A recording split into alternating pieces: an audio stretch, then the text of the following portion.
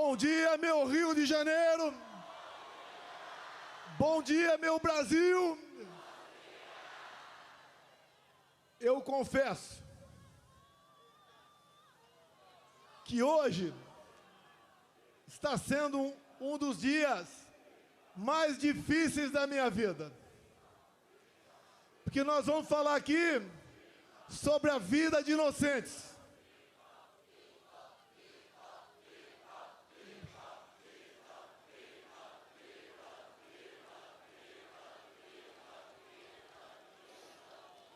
Nós vamos falar sobre a vida de inocentes, sobre a vida de pessoas que estão sendo injustiçadas. Eu jamais esperava um dia estar lutando por anistia de pessoas de bem, de pessoas que não cometeram nenhum ato de maldade, que não tinham intenção e nem poder para fazer aquilo que estão sendo acusados. É muito comum seus governadores, Tarcísio, Mauro Mendes, Cláudio e Jorginho. Aqui nós sempre dizemos que defendemos as mulheres. Qualquer coisa contra uma mulher é uma polêmica enorme no Brasil.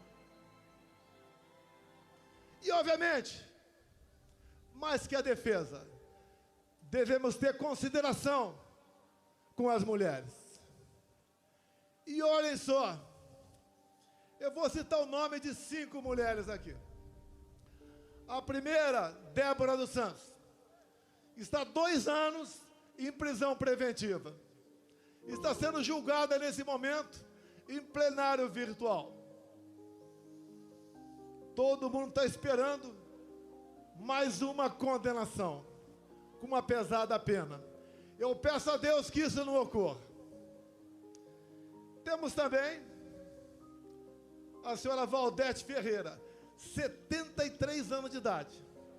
Condenação, Cláudio Castro, 11 anos de cadeia. Temos também a senhora Iraci Naguchi, 71 anos de idade. Condenação, Tarcísio, 14 anos de cadeia. Temos aqui de Santa Catarina, Jorginho, a senhora Fátima de Souza, 67 anos de idade. Condenação, 17 anos de cadeia. E a última aqui, eu cito Mauro Mendes, que é de Mato Grosso, mas a senhora do Ceará, senhora Francisca Ildete, 62 anos de idade. Condenação, 13 anos de cadeia.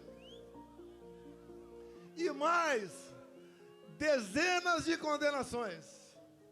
Homens, avós, jovens mulheres, mães que acordam e dormem sem dar um beijo nos seus filhos, como faltou aqui agora, como havia combinado com o Bruno Scheid, trazer uma senhora de Ji-Paraná, Rondônia.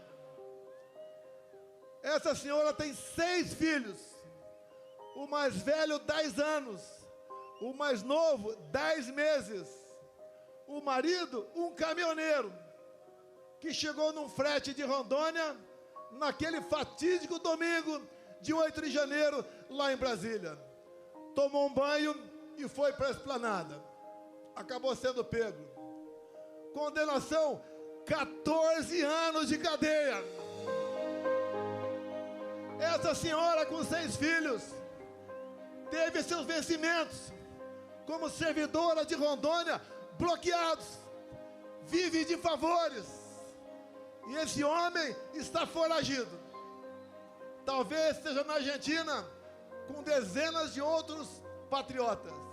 Eu jamais pude imaginar um dia na minha vida que teríamos refugiados brasileiros mundo afora.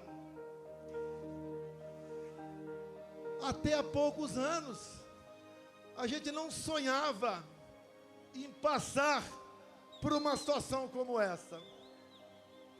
E estamos passando.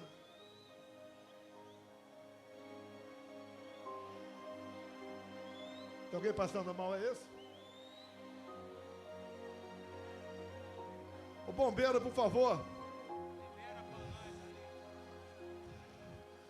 Aquela senhora que está em pé ali, levantando a mão, tem uma pessoa que está passando mal ali, por favor.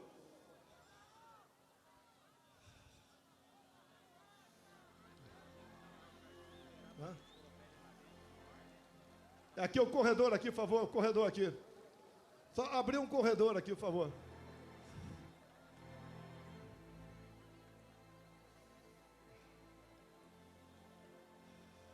Ok?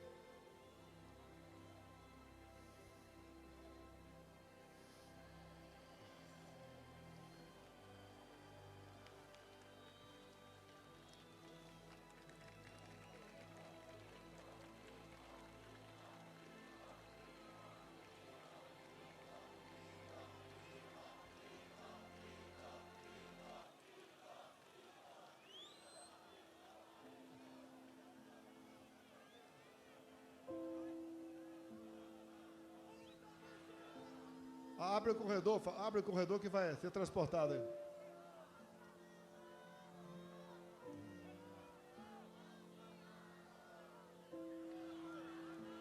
Ok? Posso continuar?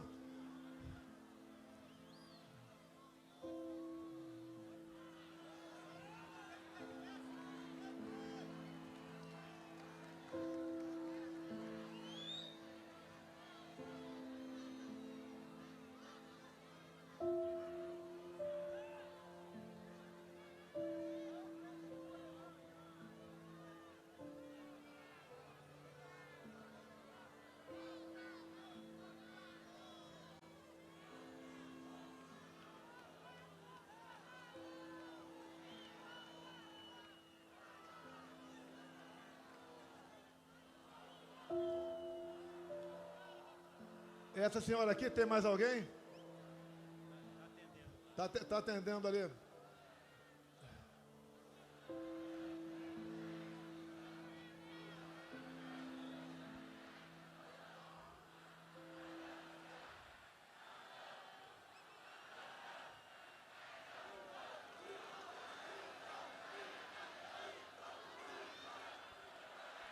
Está sendo atendida aí, posso continuar?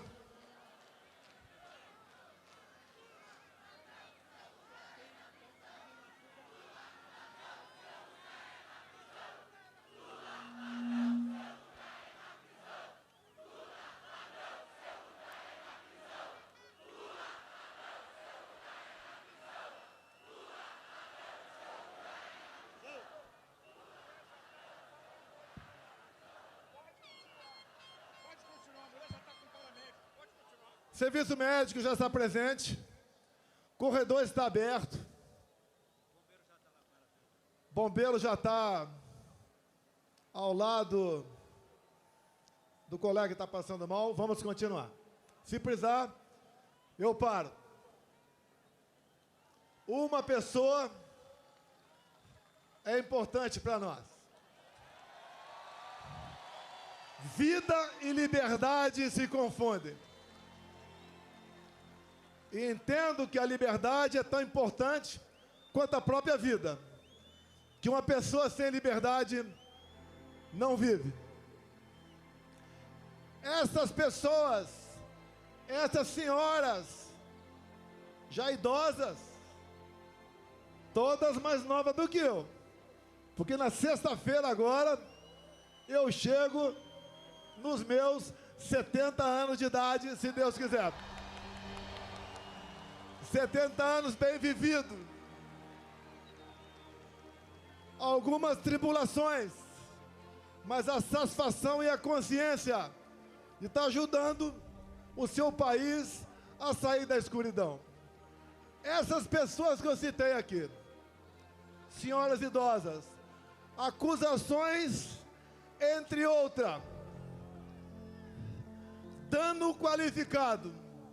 Elas têm força para quebrar alguma coisa? Tem alguma imagem de uma delas quebrando alguma coisa? Por que nós sabemos que a pena tem que ser aplicada a quem realmente cometeu aquele dano? Uma outra, associação criminosa armada. Essas senhoras, foi encontrada alguma arma com alguém no dia 8 de janeiro de 23? Uma outra, golpe de Estado. Como disse há poucas semanas no programa Roda Viva, ministro da Defesa José Múcio, golpe de Estado é o povo, Forças Armadas e uma liderança. Quem é a liderança ou quem foi a liderança dessas pessoas? Não tiveram. Foram atraídas para uma armadilha. Até o presidente da República, que costuma acordar tarde durante a semana, acordou cedo domingo e foi para Araraquara. Outro dia conversei com um colega de Israel. Ele falou: que golpe foi esse que o Mossad não ficou sabendo? Quando se há uma tentativa dessa natureza pelo mundo, em poucos minutos, o mundo todo toma conhecimento. Mas qual o objetivo deles? O que eles querem? Todas as narrativas contra mim foram para o espaço. Marielle Franco, baleia, 100 imóveis no Vado Ribeira, móveis no Alvorada, joias, vacina, tudo foi embora. Sobrou a fumaça do golpe. Quando o Malafaia fala em dispositivos constitucionais, eu talvez, por obrigação, conheço um pouco mais a Constituição do que ele. Quando se fala em estado de sítio, estado de defesa, o primeiro passo é o presidente convocar os conselhos da defesa e o Conselho da República. Foi convocado? Não! Você vai naquele trabalho mal feito daquela banda da Polícia Federal que serve Alexandre de Moraes. Está lá que o golpe, segundo eles, começou no dia 29 de julho de 21. Alguém sabe o que aconteceu nesse dia? Vocês não sabem. Uma live que eu fiz lá no Alvorada e critiquei o sistema eletrônico de votação, onde eu dissequei um inquérito aberto em novembro de 2018. Inquérito que até hoje está em aberto. Inquérito esse que eu mostrei para os embaixadores, que no dia seguinte o Alexandre de Moraes classificou esse inquérito como confidencial, ou seja, secreto. Secreto por quê? Qual é a alma da democracia? É a transparência, é o voto, é a contagem pública dos votos, é a certeza que o eleitor chega de dizer que votou em tal pessoa, o voto foi para aquela pessoa. Eu não estenderei muito não, que o Malafaia tecnicamente se comportou como um brilhante advogado aqui, apesar de ele não ser. Eleições de 22, a gente arrastava multidões pelo Brasil. Foi aqui no 7 de setembro, tinha mais gente do que agora. Fazíamos motocicletas pelo Brasil todo. São Paulo, segundo lá a Polícia Militar, batendo 300 mil motos. Foi em Santa Catarina, foi em Mato Grosso, foi no Brasil todo. O agro estava quase 100% fechado conosco. Os cristãos, da mesma maneira. Nós tínhamos majorado com responsabilidade o Bolsa Família para R$600. Nós, com o Rogério Marinho presente aqui, levamos água para o Nordeste. A Tereza Cristina na agricultura abriu comércio com o mundo todo. O Tarcísio, com orçamento pequeno, cresceu com sua competência e atendeu o Brasil em obras de infraestrutura. O nosso governo fez o seu trabalho. Por que perdeu a eleição? Por que perdeu a eleição?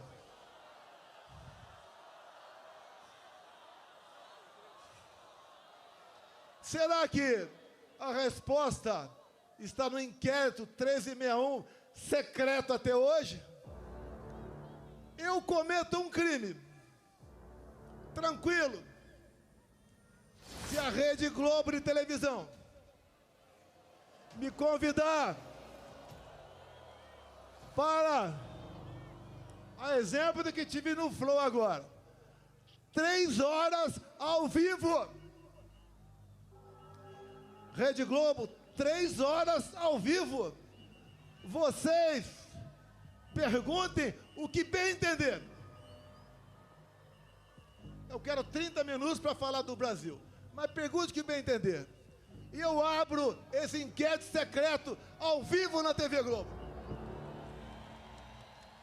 Não sei se meus advogados conseguirão esse inquérito, mas se a divulgação do inquérito foi o início do golpe, o povo tem que saber o que está nesse inquérito.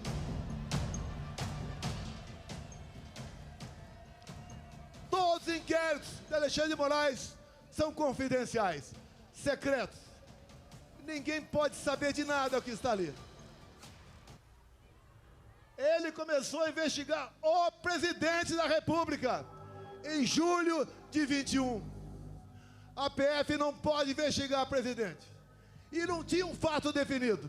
Era um inquérito secreto, originário daquele outro, do fim do mundo. Nos acompanhava 24 horas por dia. O que eles queriam com isso? Minar a presidência da República. Não queriam que a gente continuasse. E houve sim mão pesada do Alexandre de Moraes por ocasião das eleições de 22. Por exemplo, segundo decisão dele, eu não podia mostrar a imagem do Lula defendendo o aborto. Eu não podia botar a imagem do Lula defendendo ladrões de celular, dizendo que isso era para tomar uma cervejinha. Eu não podia mostrar a imagem do Lula com ditadores do mundo todo. Eu não pude mostrar o Lula em 2009 no Irã defendendo o enriquecimento de urânio para aquele país e o Lula dizendo que era para fins pacíficos. E nós sabemos, o que o Irã sempre quis foi varrer Israel do mapa. Eu não pude mostrar imagens do 7 de setembro. Eu não pude mostrar imagens do cortejo fúnebre da rainha da Inglaterra. Eu não pude mostrar trechos das minhas falas por ocasião da ONU. Ele fez uma campanha para menores de 16 e 17 anos tirar título. E essa garotada dessa faixa etária, a tendência é sempre votar na esquerda. Mais de 4 milhões de votos aí. Pelo menos 2 milhões para o outro lado. Nos foi retirado 1,5 milhão de inserções de rádio por ocasião das eleições. O outro lado podia fazer tudo. Me chamava de misógino, de fascista, de nazista, até de pedófilo os caras me chamaram. De assassino da Marielle Franco.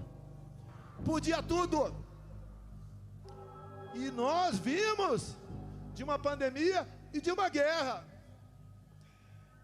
E nós demos tudo pelo Brasil.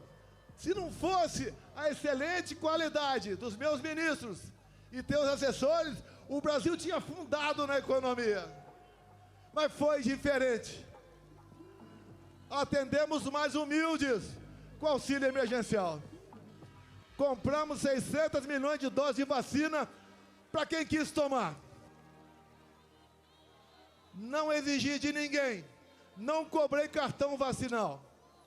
E o mundo está vendo agora o que foi aquele período, em especial, um relatório do Congresso americano de 500 páginas sobre o assunto. A verdade dói e pode tardar, mas ela não falha.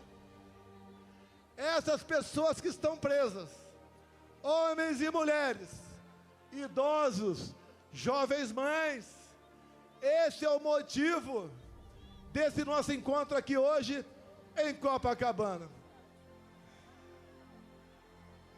Mas o que eles querem no final das contas? Como o ministro disse há pouco tempo, nós derrotamos o bolsonarismo. O que eles querem? Como viram que a questão da inelegibilidade dá para ser alterada, afinal de contas, me tornaram inelegível por quê? Pegaram dinheiro na minha cueca? Alguma caixa de dinheiro no meu apartamento? Algum desfalque estatal? Porque me reuni com embaixadores. E a outra, porque subi no carro de som do Silas Malafaia. A primeira, abuso de poder político. Não ganhei nenhum voto com aquilo. A outra, abuso de poder econômico. Não gastei nenhum centavo com isso também. O que eles querem? É uma condenação. Se é 17 anos para as pessoas humildes, é para justificar 28 anos para mim. Não vou sair do Brasil. A minha vida estaria muito mais tranquila se eu estivesse do lado deles. Infelizmente, quem prejulga e julga e faz maldade contra o povo, não posso estar do lado dessas pessoas. Escolhi o lado mais difícil, o lado do meu povo brasileiro. Não tenho obsessão pelo poder. Eu tenho paixão pelo meu Brasil. Se algo na covardia acontecer comigo, continue lutando. O que eles querem aqui no Brasil é fazer igual a Venezuela. Lá foi implementado o voto impresso por pressão do governo Biden. E a primeira vez que teve eleições com voto impresso lá na Venezuela, o que aconteceu? Primeiro, o Maduro tirou da sua frente a sua oposição. Tornou Maria Corina e Capriles inelegíveis por 15 anos. Qual a acusação? Atos antidemocráticos. Alguma semelhança com o Brasil? Quando eles querem me tirar por uma condenação, já que a inelegibilidade está ameaçada para eles, inventam uma historinha de golpe. Que golpe é esse que eu tenho que provar que não dei? E tem que ser o contrário. Eles têm que provar que eu tentei. Queria dizer que o golpe começou no dia 29 de julho de 21 e terminou no dia 8 de janeiro de 23. Ninguém engole essa história. E só não foi perfeito essa historinha de golpe para eles, porque eu estava nos Estados Unidos. Se tivesse aqui, estaria preso até hoje, ou quem sabe, morto por eles. Eu vou ser um problema para eles, preso ou morto. Mas eu deixo acesa a chama da esperança, da libertação do nosso povo. Afinal, o Brasil é um país fantástico. Desculpem o pessoal lá de Israel. Aqui é a terra prometida. Essa proposta e também o Sócio Cavalcante, que é o líder do nosso partido lá na Câmara. Nós seremos vitoriosos. Nós veremos aparecer a justiça, se não é para aquele outro poder que existe para isso, pelo poder legislativo, que até o Lula vete. Nós derrubaremos o veto. Agora, por que a esquerda está contra a anistia? Já que eles, ao longo da história, sempre foram beneficiários de anistia. Como disse há pouco tempo, editorial, o jornal O Estado de São Paulo. Se tirar das mãos do PT a falsa bandeira de defesa da democracia, o PT não existe. Não tem o que apresentar para vocês. Nem para alimentar o pobre, que eles sempre disseram que a nossa meta é dar comida para o pobre, nem isso tem mais. Pesquisas, acreditem ou não, lá no Rio Grande do Norte, eu estou na frente do Lula.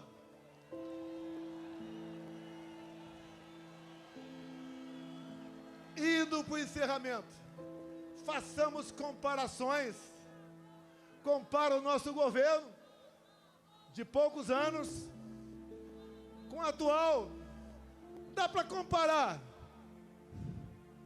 Dá para comparar. Na infraestrutura, o atual ministro do PT com Tarcísio de Freitas.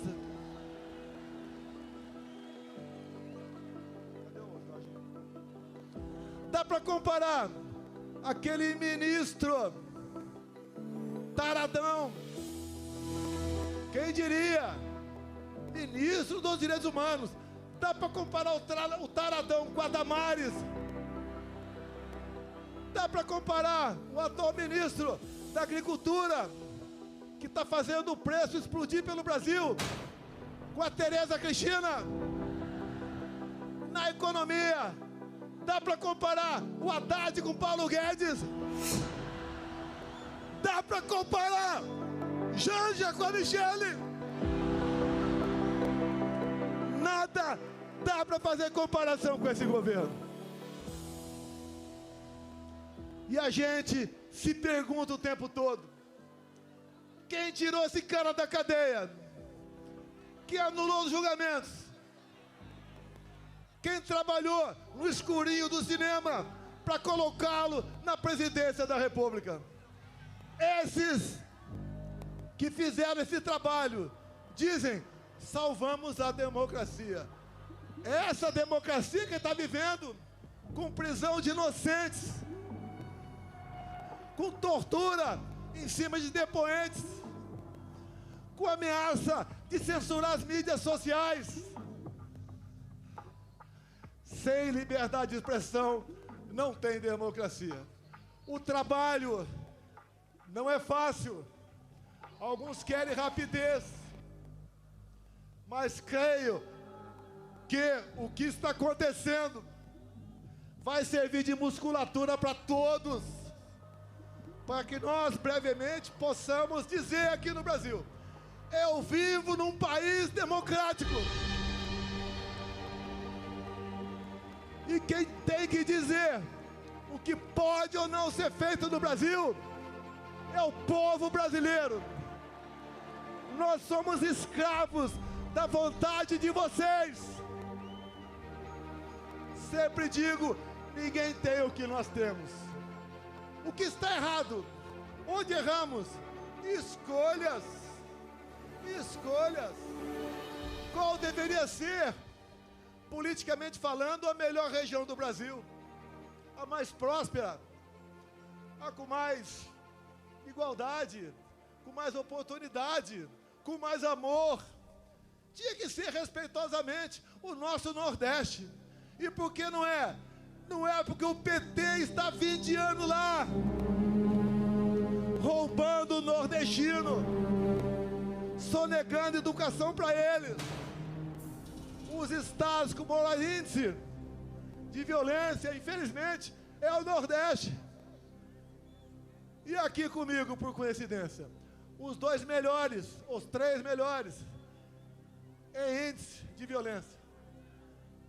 Mato Grosso, Santa Catarina e São Paulo. Mas, meus amigos, meus irmãos do Rio de Janeiro, eu só tenho a agradecer a vocês. Desde que vocês acolheram esse jovem garoto caipira em 73, lá em Resende, na Academia Militar. Jamais eu esperava que a minha vida acontecesse tudo isso, bem como jamais esperava que na minha vida Ele colocasse ao meu lado pessoas fantásticas, pessoas maravilhosas, patriotas, que têm Deus no coração. O meu ciclo vai se esgotar um dia, mas nós estamos deixando muitas pessoas capazes de me substituir no futuro. Por lá de lá não tem nenhuma liderança. Por lá de lá não tem o que falar para se apresentar junto a vocês. Nós acreditamos no futuro do nosso Brasil.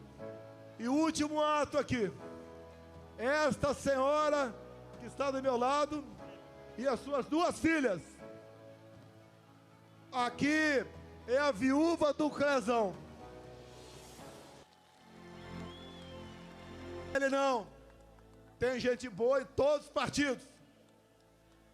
Eu, inclusive, há poucos dias, tinha um velho problema e resolvi com o Kassab em São Paulo. Ele está ao nosso lado, com a sua bancada, para aprovar a anistia em Brasília. Todos os partidos estão vindo. A população cada vez mais está consciente da maldade que foi e que está sendo com os presos de 8 de janeiro. Vai ser uma data para ser esquecida para sempre. As marcas perdurarão para sempre, mas uma data para ser esquecida ou conhecida por uma minoria que, usando o poder da sua caneta, tentou jogar o Brasil nos braços de uma ditadura que vocês sabem como ela começa e como ela termina. Ainda dá tempo. O Brasil precisa de cada um de vocês. No próximo dia 6, estaremos na Paulista, em São Paulo. Depois iremos para o Nordeste. Talvez Aracaju, do deputado relator. E assim, nós vamos ganhando força. E com a verdade ao nosso lado, vamos mostrando que o Brasil tem sim de verdade. E dizer àqueles que não gostam de mim, lá de Brasília: eleições sem Bolsonaro é negar a democracia no Brasil. Se eu sou tão ruim assim, me derrote. E uma esperança para nós: o TSE, Tribunal Superior Eleitoral, por ocasião das eleições do ano que vem, será um tribunal isento, diferente daquele que conduziu as eleições em 2022.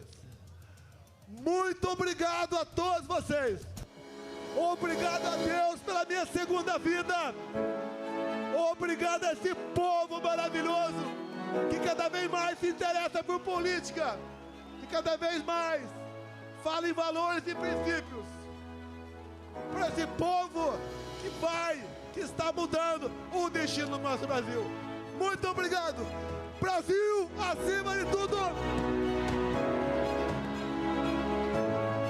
Brasil acima de tudo.